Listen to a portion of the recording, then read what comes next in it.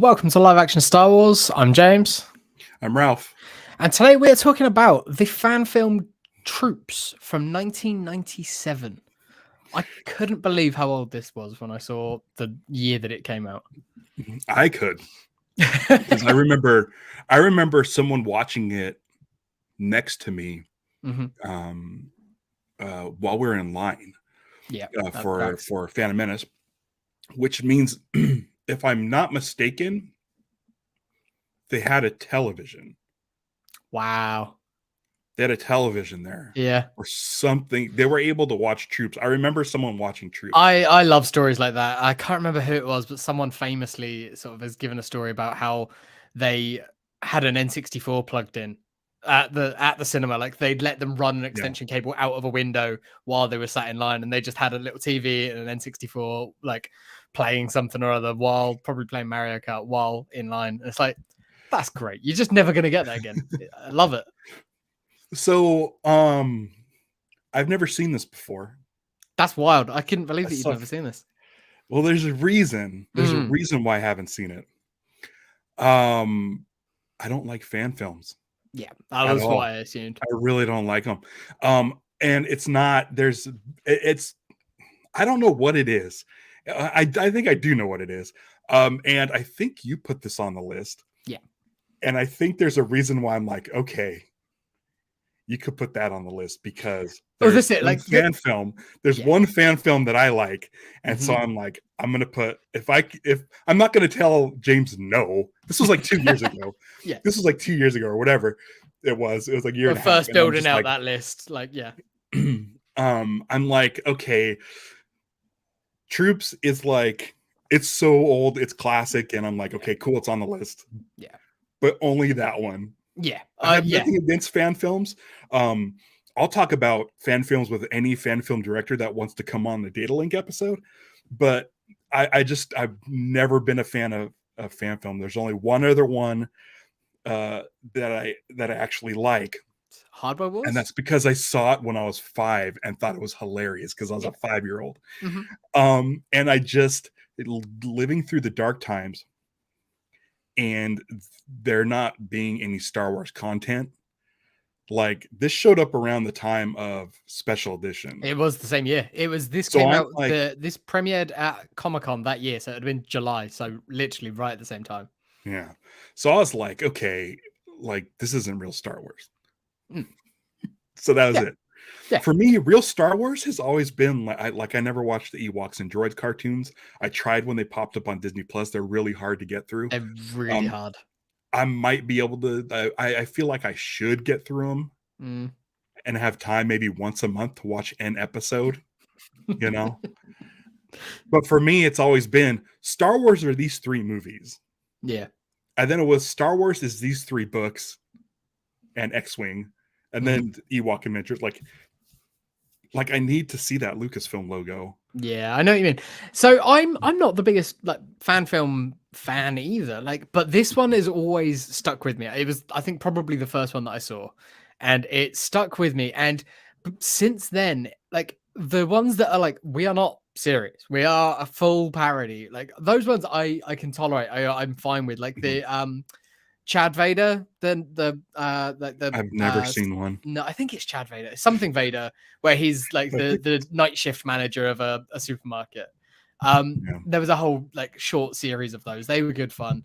And like ones like that I can deal with, but the ones that take themselves super seriously and you've got people doing like pretty well choreographed Jedi fights and things like that, I'm just like, hey, I'm not going to yuck anyone's yum.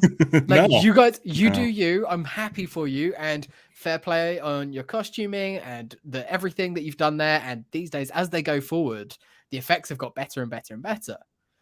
But I'll throw one on, and like within 2 minutes, I'm like, I'm good. Like I don't need to watch it anymore. I've never seen the Weird Al video, the episode 1 music video. I've not seen it either. No. Yeah, I don't know what it is. And so like, but that being said, when we were supposed to talk about Troops, I was actually sick, just so people don't think that I've been delaying having to watch this. I honestly, until you mentioned it a couple of weeks ago, I'd forgotten that it was meant to have happened back then. It's it's I don't know what it is about it. I guess it's just I hold Star Wars in such high regard that I'm like, oh man, I don't this. So that leads into it. What did you think of it now that you have seen it? I thought it was fun. Yeah, I thought it was fun, but I had to, for myself, like to get psyched up to watch it. I had to like think to myself, okay, listen, this is from 1997. Cops was huge at the time. Yep. And I put myself in the mode of, in 1997, a Cops parody that's Star Wars. I'm like, I think I would be excited about that. Absolutely. And I know this is a more I don't know, want to use the word primitive, but it's not I know it's going to be not a refined fan film like we see today. Yeah. Based on like our cover photo, I found like the most VHS looking scan to do our cover photo. This photo back here with the two troops, and then there's like scan lines on the side. And I'm like, let me get in this mindset and remember that this is probably the first fan film since Hardware Wars. Which was the first that Dark got Time like at least longer. Wide. Yeah, that's it. It got wider, like spread for sure. But I mean, that's what's wild about this. And when I was thinking about when this came out, so this came out in '97. That's 20 years since Star Wars. It's been 25 years since Troops. It's like the half-life of it is all off. It's unbelievable. But that's the thing too, is like this has been out so long, and I finally got around to it. When am I going to get around to whatever the next big one is? There's one I watched. Someone sent us a video. God, it was early on. It was early on in live action Star Wars, where it was, I want to say it was like George Lucas was an archaeologist or something. Okay. And essentially like they're doing a dig and they find like a lightsaber. Right. In the sand. And I don't want to give away how it ends, but essentially it's Lucas got the idea. It sounds like the beginning of Close Encounters. Through it was more like Stargate. Okay. All right. Yeah. Where Lucas finds this stuff and like creates a movie based on the stuff he found, and that stuff turns out to be real in a galaxy far, far away that just ended up here. It was cool. It was really cool, and that's like the third fan film I've ever seen. but it was like I'll have to go back through the old messages because I don't remember. I don't remember. I wonder if Adam sent it to me. Somebody sent it to me, and it's like, you got to check this out. And I'm like, it's from a filmmaking standpoint, it was essentially like it looked almost as good as a Raiders film. Like the production quality was super good, and the effects were amazing. And I was like, wow, like, I mean, you can do it. Yeah. I love it. I mean, now, especially like this, like Troops is obviously rudimentary, but it's rudimentary, but it's also, it's like at the time, this was 1997 and that's why Troops, I think, hit at just exactly that right time. It was the distribution, like, so the internet is starting to blow up and it's starting to become more and more widespread and people have access to it. So you can distribute on there. I think it was the force.net were like the distribution for it. And then people are able to do effects themselves at home on their, like, I mean, in 97, probably not iMac. I mean, it wouldn't have been an iMac, but like their sort of home computers and things like that. My favorite shot was the ATST. It's like they locked down the camera as hard as they could, but there's a slight bit of like there's just a little bit where the shadow matches. It looks good. Yeah. But you just know it's like whatever they used to create that model was like. But it doesn't look any worse than those video game like full motion videos that we watched early on. Yeah, it looks like Rebel Assault 2. Yeah, it's exactly like Rebel Assault 2 level of like stuff. Which is probably one of the reasons why it's popular, because it's like, wow, a fan made this and it looked like some of the speeder bike stuff. And again, this is like VHS. Looks great. The subtle like background where a couple of speeders just blast past. Love that. I think that's really good. The sound effects are all spot on. They used, so I was reading about it. Kevin Rubio, who wrote and directed this, was working at Fox Kids at the time. and so he had a lot of voice actor friends from working there. So he got a lot of those guys to be the cast of this. So that's why you've got some good vocal work. Like you've got some good deliveries and stuff like that. And then they just put funny accents on them because he'd watched Fargo and thought that, you know, all the accents there have this serious thing, and then they make it a little bit more comedic. So having this group of stormtroopers be sort of Midwesterners, it just sort of adds another level of sort of levity to it. It's good fun. But this like doesn't exist without Clerks. This doesn't exist without like the Kevin Smith effect of 90s comedy, I don't think. Like it fits right there. Talking about the Death Star, the construction workers and stuff, and the contractors, and turning Star Wars into just like regular stuff. Like we just watched Andor, which essentially did the same thing. Like what about the regular people who are in Star Wars, you know, who are just doing jobs? The construction workers, that's it. I mean, and then the scene in the end of season 1 of The Mandalorian, I think it's Jason Sudeikis playing one of the scout troopers, is it? Right. Those two guys sitting and just talking shit, and how everyone has gone, wow, it's like a Kevin Smith movie, or wow, it's like Red versus Blue, or wow, it's like this. It's like, wow, it's like Troops. Yeah. Like to the point where Kevin Rubio, I did reach out to Kevin Rubio to see if he wanted to be on this podcast. I think he might be off of social media at the moment. He's certainly off of Twitter. But his Twitter banner is that shot from The Mandalorian. That's so great. It's like, whether or not he got a thank you, it wouldn't surprise me if he got a thank you or something, or it was an indirect thing. He has worked for Lucasfilm since 97 at some point, or has worked at least with them. So it's one of those things. And it's also, he's the guy who created Tag and Bink, who were comic book characters. It was the it's comic book parody of like these two troopers who sort of basically bumbled their way through the original trilogy, and then they did it again for the prequel trilogy. What's it, the Rosencrantz and Guildenstern? Yeah, it's that, but through Star Wars. And those two characters were meant to be in Solo. There are scenes with, there's a deleted scene with two troopers named Tag and Bink in Solo, which is, you know, they're right there. He's just on the cusp of being like in it and like canon, but it's good. He's a really good writer. He's done a lot over the years. Yeah, I was under the impression that there was a bunch of these, and there was really only like two sort of segments: the Jawas and Owen and Beru. Yeah. And it's at first, like when they attack the Jawas and they kill the Jawas, and then you see this TIE fighter blast through and hit the sandcrawler, you're like, that's funny. But it's only after the Owen and Beru one that you're like, oh wait, hang on, this is exactly Tag and Bink. The other side, where it's Tag and Bink, and it's we're following Luke while this stuff's going on. Like, yeah, they're actually looking for Luke to make sure he's okay. Yeah, it's like a retcon. It reminds me of the radio dramas, the Star Wars radio dramas that show you the other side of this story. They show you how C-3PO got to the Sandcrawler instead of following R2 and stuff like that. So watching like that when they were talking with Owen and Beru, because I'm like, oh, they're just chatting with Jawas and they shoot the Jawas, okay, whatever. Then they get to the Owen and Beru. I'm like, oh, domestic thing. Of course, we'll use the characters that are that everybody knows. And I slowly started realizing, like, oh no, this is happening. Yeah.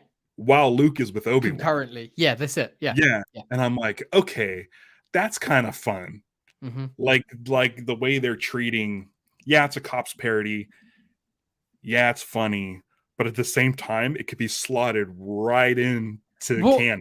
Apparently, George Lucas was a big fan of this and told Kevin Rubio at some point, like obviously before the sale and everything, that he's like, yeah, no, I sort of consider that canon. And like almost certainly in a George tongue-in-cheeky way, but like it doesn't mess with anything. It really doesn't.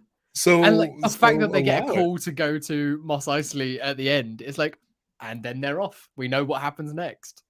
Yeah, it is fun. Yeah, it is fun. And I kind of was able to sort of just let it go and watch it and enjoy it. Yeah. Yeah. Did you watch the version with the full cops intro? Yes. Yeah, same. Yeah.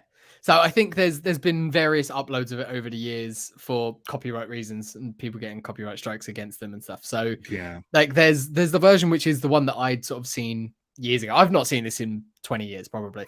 But the version with sort of the bad boys like theme and it's just cuts from like the rest of the episode essentially, and it's only 10 minutes long total. So getting 2 minutes of that, you're sort of just seeing clips out of context, and then Troops is filmed on location as it happens. It's like it's fully copying the Cops model. Like when I was doing the social post for this episode, I watched an old Cops intro from like season 1 of Cops just to get the wording exactly right. But yeah, it's pretty funny. Yeah, I liked it. I'm glad that you enjoyed it. Me and Liz watched it the other night. She had no idea what it was, and she's like, "Yeah, no, that's fun. I like that. It's cute." Yeah, Adam Fraser mentions the costume design and production design. I agree. I think the costumes look good. The Jawas look a little bit janky, but I mean, Owen and Baru look spot on. They were great, and as the only two characters that you see, well, quote unquote, see faces. They blurred them both, which makes sense because you're doing a Cops parody and you can hide a lot there. But the costuming and sort of the size and everything, the voice was really, really good, really well done, I thought. Scott D asked, "Do you think this is the best fan film?" I don't think he's here at the beginning. I think you missed the beginning, Scott, but I'd say so. I would not say so. Okay, you're still going to say because of the two I've seen. Yeah. And we'll get to that later. Yeah, but let's say hello, because I don't think we said hello. No, we didn't. We just jumped straight through. I know, and we're like 17 minutes in, and I don't even know how much more we could talk about Troop, because it's 10 minutes. It is only 10 minutes long. Yeah. Rick is here. Stevie's here. Sarah's here. Adam. Lucha, his internet went out, and he was late, but you weren't late for the... for this where we talked and say hi to everybody. Scott D is here. There's a bot here, and I used to be able to sort of block people in the chat, and I can't do that anymore. There used to be also, there was, wasn't there? Yeah, there's a bot in here. There is a bot, and the bots always come from Twitch. Yeah, maybe we should just stop streaming from Twitch. Yeah. And then of course StreamYard is here. There used to be a thing where you would click it and it just isn't there anymore. It would just say block user. So I don't know. The other part that Adam mentions here is that 501st probably weren't, if they were around, they weren't sort of public knowledge. They weren't doing stuff as actively. Like now you go to, like, not even just a celebration, you go to San Diego, you go to any convention probably across the country, and the 501st is gonna have some representation there. But yeah, in 97 I doubt they did, if they were even a thing at all yet. I'm not sure. So yeah, the costuming was really, really good, because again, it's at that time you're not just going to be able to buy this stuff easily, right? So yeah, the special editions were coming out, but I don't think they were doing screen accurate stormtrooper costumes and weapons and everything. I did notice that they shoot right-handed, and if I'm not mistaken, stormtroopers are left-handed. Is that a thing? I don't know. I don't know. I feel like the way the guns are built, they're like harder to shoot left-handed because of the ammo pack thing. Goes. Yeah, I'm trying to remember. I'm trying to remember in Star Wars how they hold, because I think they usually hold them like this, not like this. I mean, we know in Andor there are both right and left-handed people. So we'll see. We'll see. But I don't know. All Lego minifigures are left-handed. I know that much. Whenever you get a new Lego minifigure, in the instructions, when it's like putting all the things together, always puts the accessory in their left hand. Even like Jedi and stuff? I think like so. Lightsabers? I think so. It might just be the ones that I've noticed, because I'm like, oh, weird. That's specifically saying put it in the left hand, but I don't know. Yeah, one of those weird little quirks of Lego, maybe. I'm pretty sure stormtroopers are left-handed. Why would I even think that unless it's something? That's it. It's just one of those sort of. It's a worm that's got in there at some point. Yeah. What else is going on in Troops? I like the Jawas. Like the Jawa scene felt more like, I mean, they both skits felt very much like an old episode of Cops, where it's, oh, this is your cousin, okay, and then they're the whole arguing back and I'll get to you. It's, I mean, I don't know if Cops is still a thing, but it would be very hard to make Cops viable in this day and age, I think, when, you know, police aren't exactly seen in as heroes anymore. Like I had to watch the intro to an episode of Cops to get the wording right, and I was like, oof, this is awful, and these people suck. Like the cops suck. But they sort of, they play on that with the fact that they just don't give them an inch. These guys, yeah, all right, the one runs off, but then they just gun them down. Right. And then tell them to cut the cameras. And then I was, as it was going on, I'm like, are they just going to flat out just shoot Beru and Owen because they're assholes? And I'm like, then she's running around with thermal detonators. Yeah. I'm like, okay. I like that twist on it. Like I knew it was coming because I'd seen it years ago, but I do like that twist. This time around, I'd forgotten how like sympathetic they were with Owen when she's going into quote unquote pack. Yeah. Like they're just chatting to Owen and he comes off as really nice. It's like, yeah, she's kind of hysterical, and the troops are just like, just give her it will be fine. Just give her a day to cool off or anything, and we'll find your nephew. He'll be all right. And he's like, oh, I know he'll be all right. He's just out working. He does this all the time, sort of thing. It did have the stench of like toxic masculinity. Oh, and I was like, totally. Yeah, absolutely. But it's like, to him, from both sides of it, like they're being reasonable. But also you could see why in a parallel universe, Beru would be really pissed off if like Luke didn't come back. She would be wondering, like, based on their last interactions. Yeah. And she knew the whole thing with him mentioning his father and Obi-Wan and not being able, was like all triggering things that would trigger Luke. And then like flat out mentions his sister as well in front of in front of the troops. It's great. Yeah. It's very 97 because obviously like you can jokingly say it's canon basically until the prequels come out, and then you can't. It's essentially a story from a certain point of view book. Yeah, totally. It's definitely like you can fit this in there and just let it live in there. Yeah. I don't know if there's any story like this in a certain point of view, because I know they track like every scene and do different.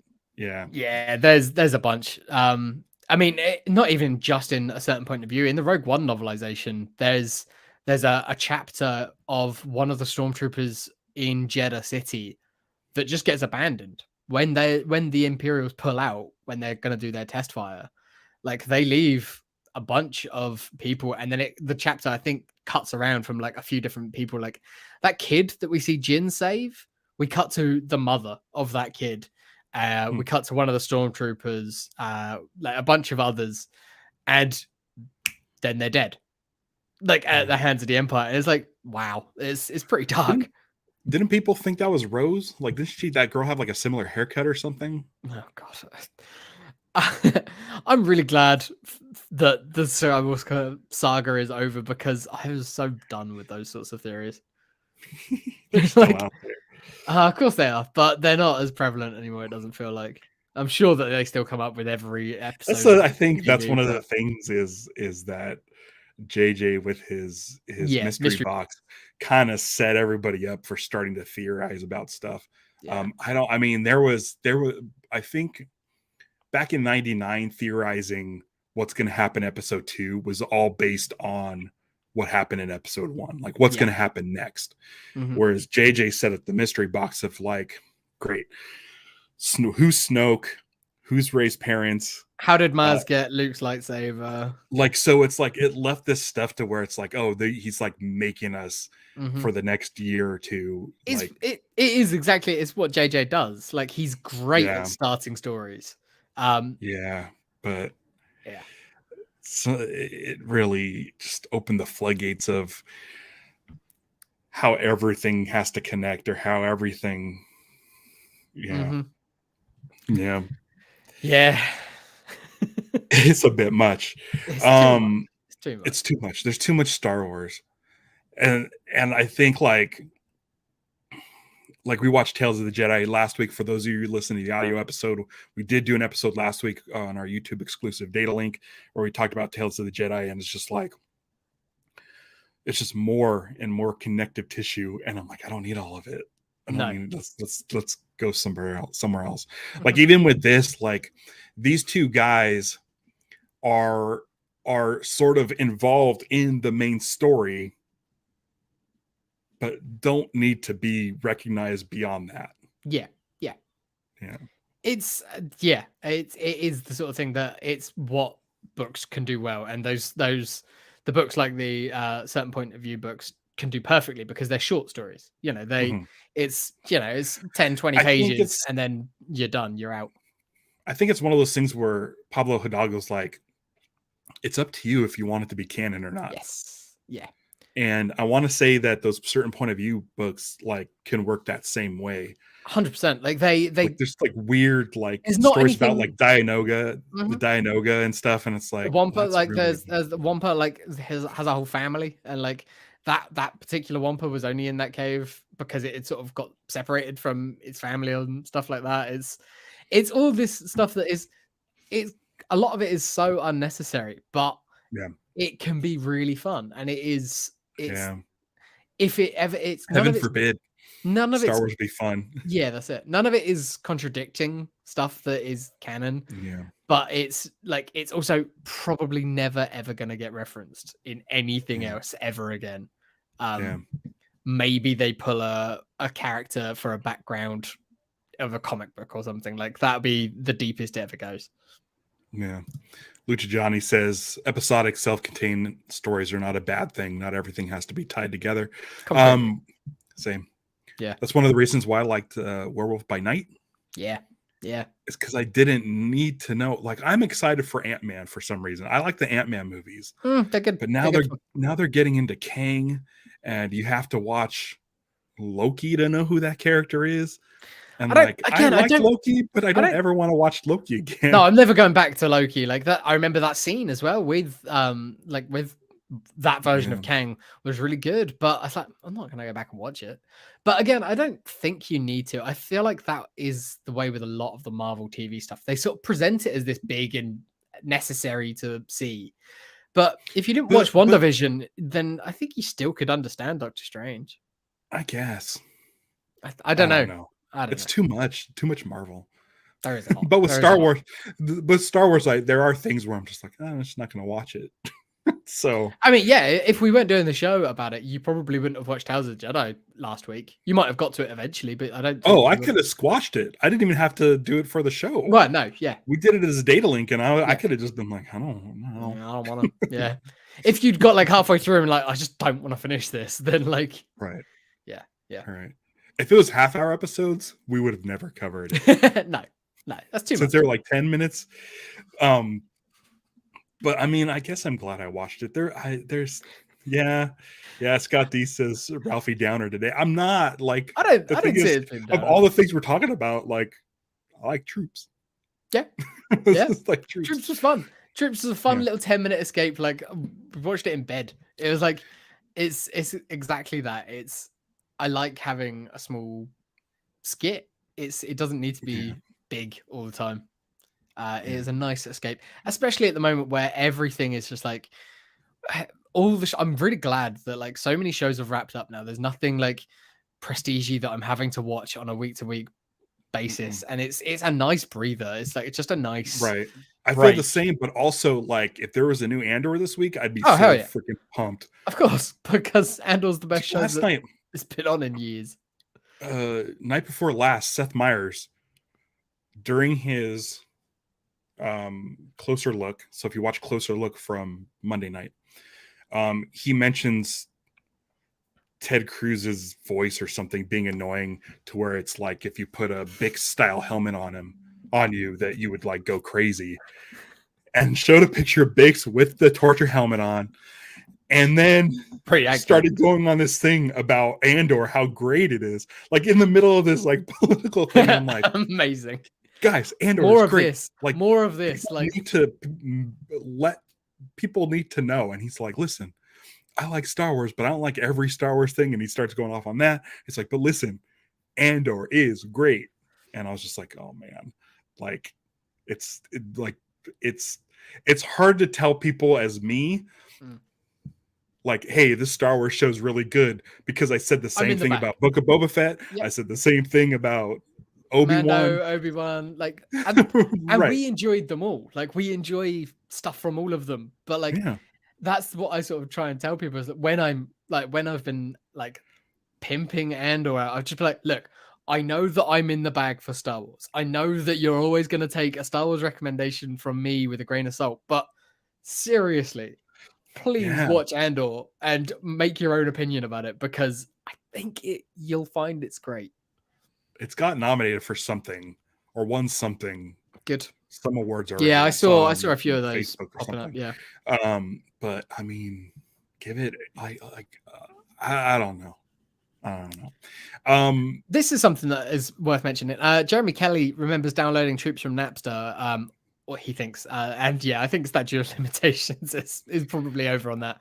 I know it was on the internet, but yeah, I feel like Kazaa, all of those like file sharing programs from back in the day, LimeWire. Like if it early internet was wild. You never knew what you were gonna get. You download something, but you never knew what you were actually gonna get. Yeah, you can get like if in 97, if I had my iPhone and someone said, hey, you could watch this Star Wars parody of Cops. I'm like, okay, cool. You'd have been all about it. All right, cool, fine. But yeah, you had to download this thing. Yeah, first you had to know it existed. Yeah. And then you had to find out where you could watch it. Yeah. And then you had to download it somehow. And that would have probably taken all day, you know. Because they didn't have a flash player back then. Like it wasn't even like that technology. No, you're not streaming it. It's like because I think it, let's see, 97 to I don't even know why I thought I brought up math. 6 years later, you have the episode 2 trailer show up online. I think that's the first one to show up online. Maybe Phantom Menace. I don't think so. I think Phantom Menace probably was, but it's not like it's there. Yeah. But it's 99. Like I had access to the internet, but it wasn't anything that I'm not even downloading. 6 years later. In 2002, you had to sit there and download a QuickTime file that was probably an image that big. It was a stamp. Because this one took 3 hours instead of like the little bit bigger one, which took like 7 hours. Yeah. And I think if I remember it correctly, the classic Ralph move is before I go to bed, hit the 7-hour one to download, throw a shirt over my monitor, and wake up and hope it's there in the morning. Yeah, something hasn't like crashed in the middle. Like the size of a smartphone screen. Yeah. On your TV or on your computer at probably 320 DP or what? Or not DP. 320p like resolution. Yeah. Trash. Scott D asked, there really was no internet video in 97. What was the intended distribution method for Troops passing VHS tapes?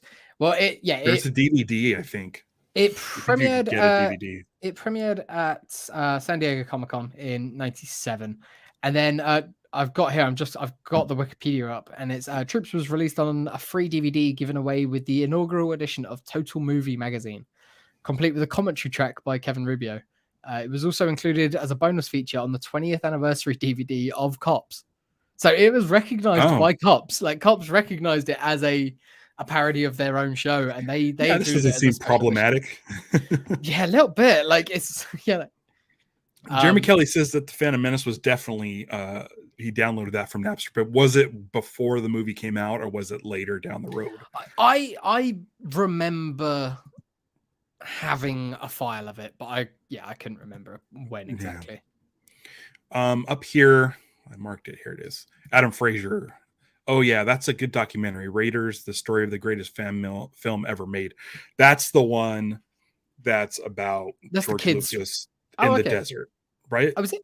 I don't know because I thought Oh, Raiders he's was just talking kids. about the documentary. Yeah, kids remaking Raiders of the Lost Ark. Yeah, I Right. think that's That's what good. Raiders is.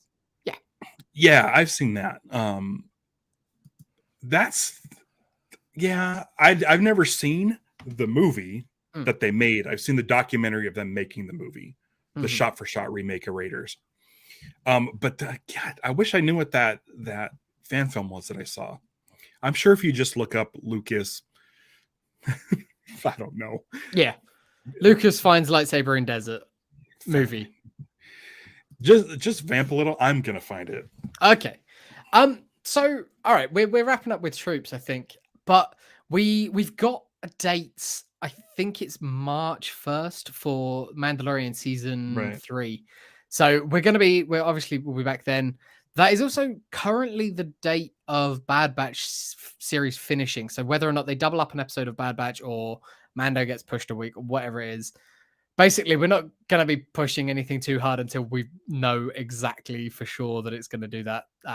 Because we saw what happened with Andor and it getting pushed and days off being changed and things like that. So we will figure it all out when we know exactly when Mando is definitely 100% coming, not just what they've announced now.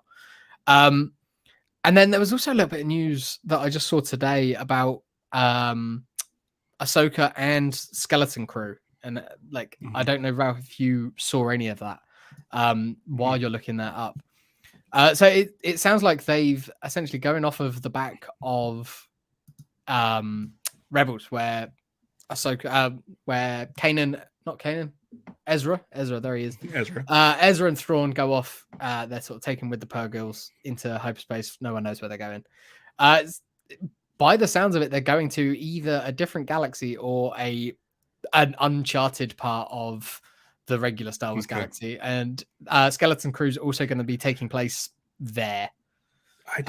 I really hope they don't do World Between Worlds. I didn't care for that concept. It's essentially time travel. Yeah.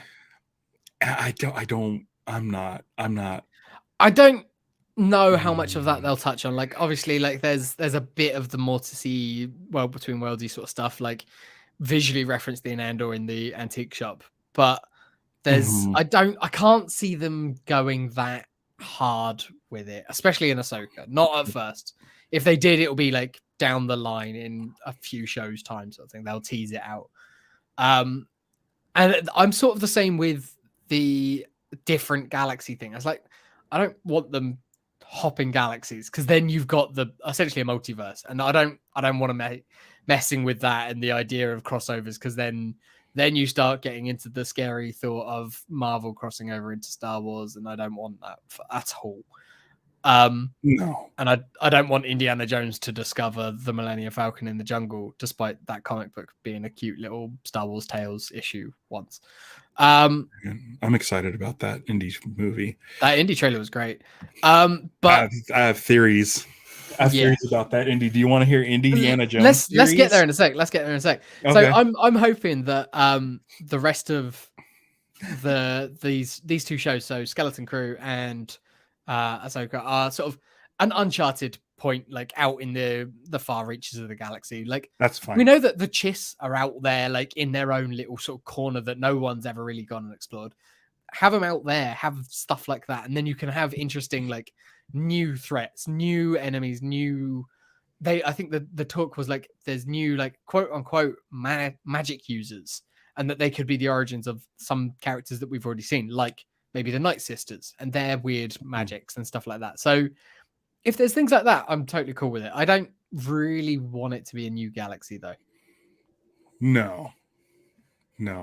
Yeah. I can't do it. I can't deal with that.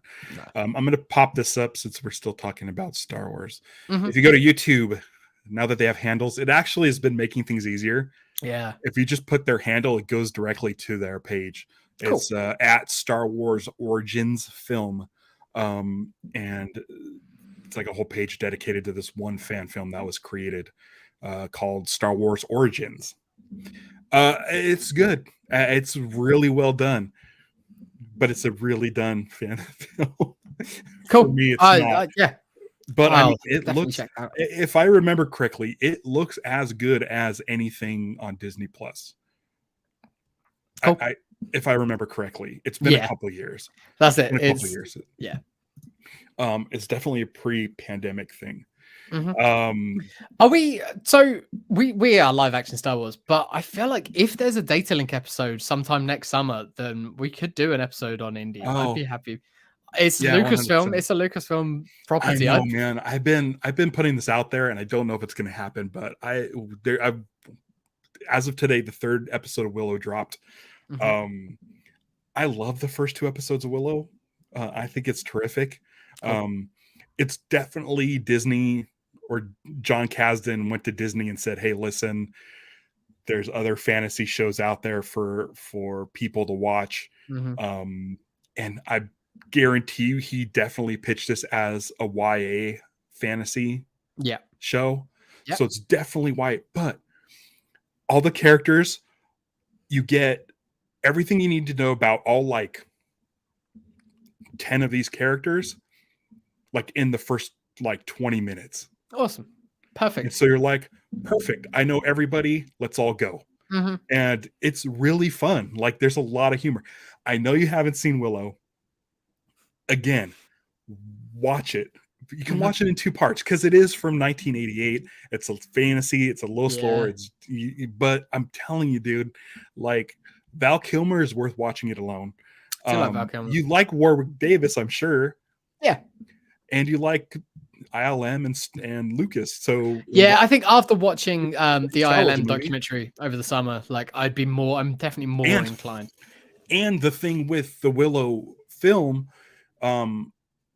on Disney Plus, they released a 4K version where the effects are definitely cleaned up. Okay, cool. They still look like they're from 1988, but they're definitely look better than they do on my HD iTunes purchase. Cool. So watch Willow. We're not going to talk about it here. I've been trying to get anybody who's talking about Willow on a podcast to get me on the podcast. We might be talking about it on Screen Geeks, which is a reference that Johnny wrote here. We talking screens. So watch Willow. The movie is good. The series is a ton of fun, and episode 3 just dropped today. So Disney released Obi-Wan, the first 2 episodes at once. Yeah. And they released this Andor, the first 2. They released the first 2 of Willow last week at once. So I'm assuming the Bad Batch, they released the first 2 episodes. That way it doesn't do the overlap with. I would assume so. It would make the most sense, I think. Especially if they do like a 2-part like season opener. That's pretty classic TV. Yeah. Scott D says the Willow score is fantastic. James Horner, great score. He stole a bunch of that music from old stuff, but I still love it. I just read a whole article about how he took like almost every theme in Willow from like Hungarian folk music or something, and if you listen to it, you're like, oh yeah, that's Willow. Oh wow. But the score is great. And we'll just call it cover tunes. But James Newton Howard, one of my favorite composers, is doing the series, and he's including some of those themes. That's you'd hope so. Yeah, it's just fun, man. It's got that adventure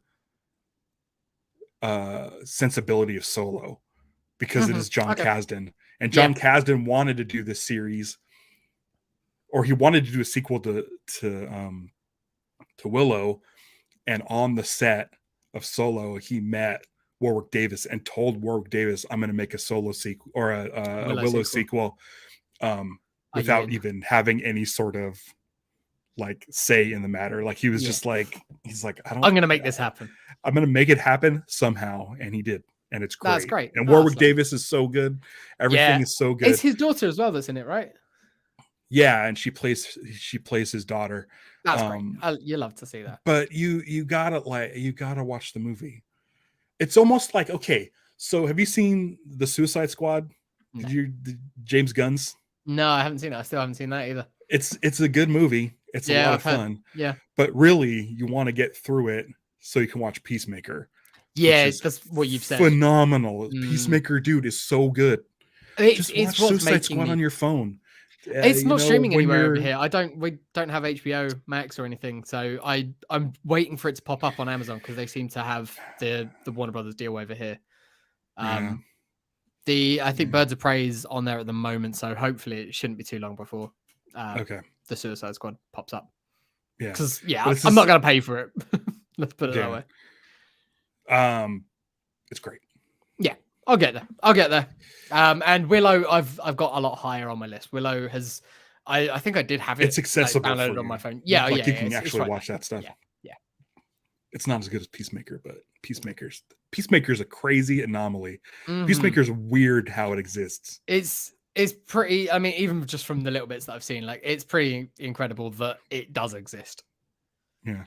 Yeah. Peacemaker, to bring it back to troops, he's essentially like an a-hole cop. Like he's toxic masculinity personified, and he is just a real piece. He'll kill any. What is it? He'll kill any. There's the line, isn't there? Yeah. I'll kill as many people as it takes for peace, or whatever it is. But it's like any man, woman, or child for peace. And it's like he's like the biggest pile of shit. And they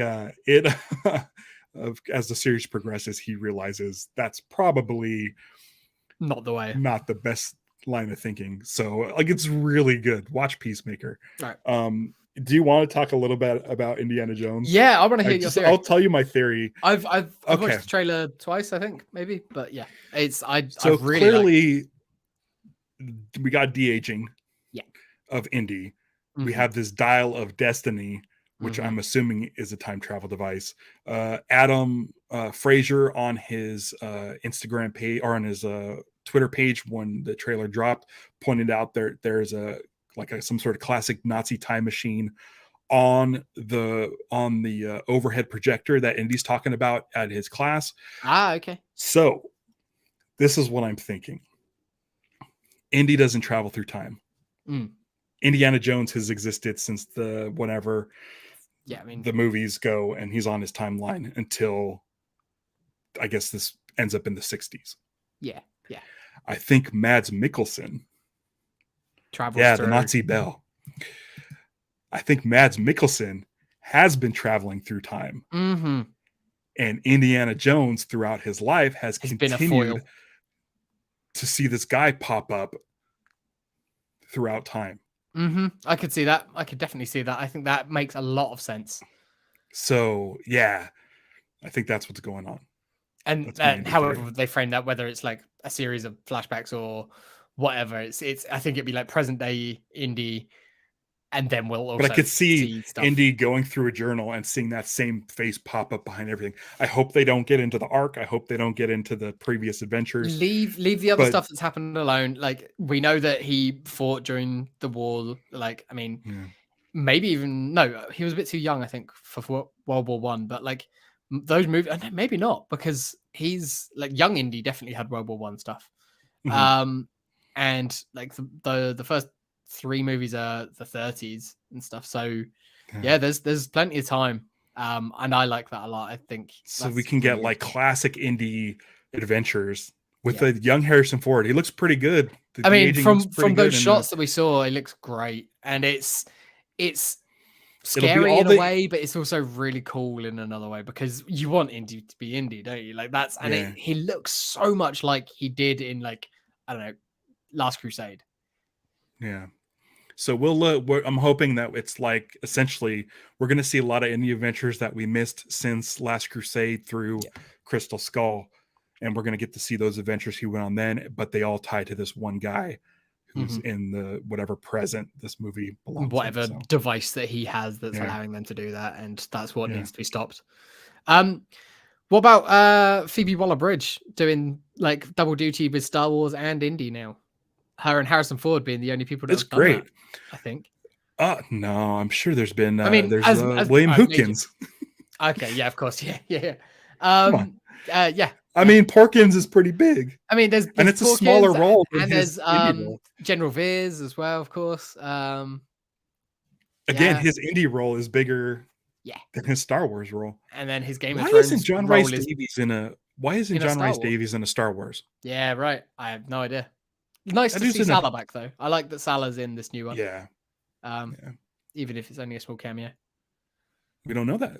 Well, we don't, but like it's even if that is the case, like I'd be happy with that. I like that. That was my only thing that I think I liked about Crystal Skull was the nod to Denham Elliott and Sean Connery. Like at the beginning, he's got like both of them's pictures. I thought that was really sweet. I thought that was very nice because obviously both of them not available. Yeah, Scott says she's the brain of his starship, and it's true. Yeah. They have shared a scene together. I mean, that's it. Like she has interacted now with both Han Solos, which is pretty cool. Mm-hmm. I like Phoebe Waller-Bridge. I think she's great. I haven't seen Fleabag. Fleabag's awesome. I don't like TV. No, I don't really watch TV. It's like 12 episodes total. You can do it. All right, I'll give it a shot. Yeah, it's good. Yeah, I don't think I've got anything else. Like this feels almost like a Data Link episode. It absolutely feels like a Data Link episode. So for those of you who are listening that actually like listening to us ramble about like nonsense that isn't Star Wars, go subscribe to our YouTube channel and watch some Data Link episodes because we just talk about whatever we want. Usually it's Star Wars related, but sometimes it gives us sort of license to not talk Star Wars. Yeah, that's it. And Indy's always been sort of so closely associated with Star Wars that you can sort of get away with it, I think. Adam brings up the theory here that she could be Brody's daughter or something. That's why she's Indy's goddaughter. I like that a lot. That's good. I like that a lot. I think that'd be good. Daughter or granddaughter or something. But yeah, some relation there.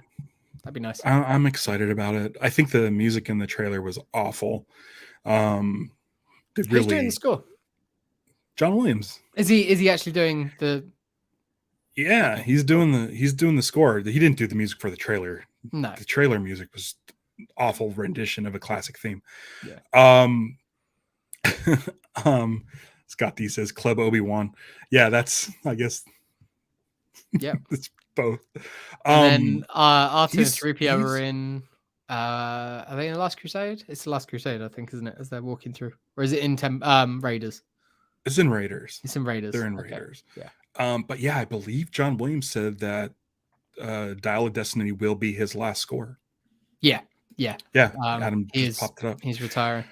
I knew he's sort of. I mean, it's at the point where I kind of like wouldn't be surprised if Harrison Ford's doing a retirement tour as well, like sneakily, like. I don't know, but then he's doing a Yellowstone, and he's got his Marvel. Yeah, he's taken over General Ross, hasn't he? So right, yeah. But which we don't have to. Okay, so if he plays the Red Hulk, like if that's why they have him in there is to do Red Hulk, which is probably like Harrison Ford has to come in be Thunderbolt Ross for like 20 minutes, and then the rest of the movie it's a giant CG thing. Well, they've clearly got his face scanned already now, like so. But the thing is, Harrison Ford's voiceover work is atrocious. It's atrocious. It's the most phony. You know he doesn't like doing it. Yeah.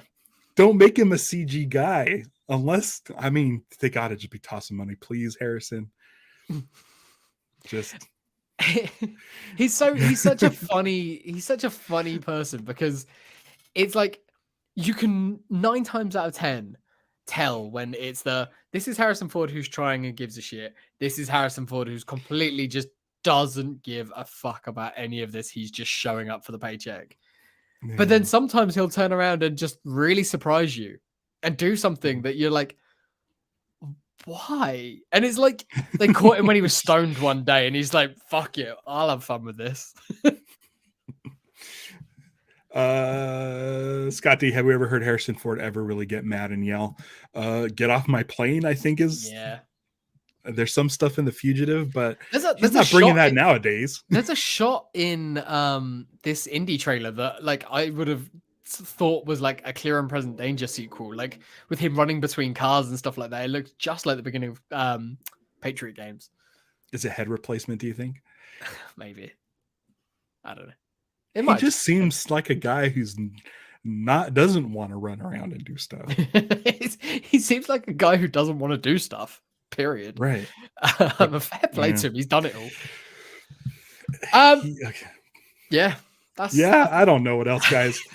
Now we're just hanging out and chatting shit. Again, I guess check out Star Wars Origins Film at Star Wars Origins Film on YouTube. Check out Troops.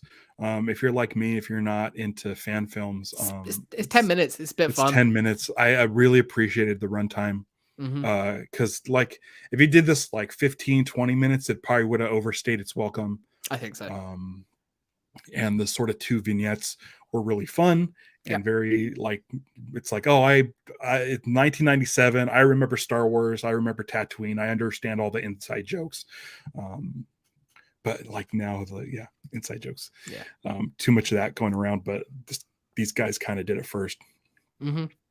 All socials, at Live Action SW, all that stuff. And then I'm excited. I'm not excited. I'm not going to say I'm excited, but I changed the ending of our show to just tighten it up a little bit. And I'm interested to see tomorrow, once I put up the end screen, how it all shakes out. Cool. What we're doing in 2 weeks' time, though, Ralph? What we're doing in 2 weeks' time? Oh, you want to know what we're doing in 2 weeks' time? And are we doing it in 2 weeks' time, or are we doing it next week? Like, what's the next plan? week? I'm not here. Okay, next that's week, right. I'm not here at all.